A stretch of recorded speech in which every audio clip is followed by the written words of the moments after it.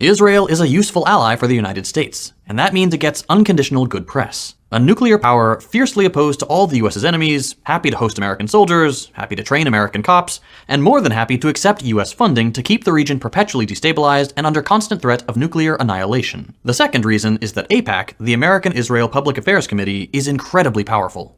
AIPAC, like any other lobbying group, wields tremendous influence over government policy by virtue of handsome donations to relevant politicians. And would you like to know who the biggest recipient of pro-Israel money is? One Joseph R. Biden. Yep. Biden has received over $5 million in funding from pro-Israel groups, including AIPAC. And when you think about that, you're like, damn, Biden's taken a lot of money, which that is a lot of money. Biden was one of the brokest senators in the Senate. Think about that. Man was a broke boy and still taking in $5 million over his career from AIPAC. Imagine what everyone else has taken. Most of our politicians just have god-awful politics. Many of the people in office today have been in government for decades. They're ancient, decrepit ghouls who are so out of touch with the average person that they've bought their own propaganda. In their mind, the United States is truly the best country on earth. And if that's true, and Israel is our staunchest ally, well, then Israel must be good too. Yeah, some of our politicians are bought, and some are genuinely evil. But never discount people just having bad ideas sometimes.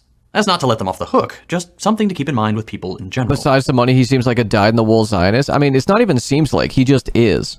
Everyone has complained about money and politics for my entire life, but things have only gotten worse. Americans will not fix this.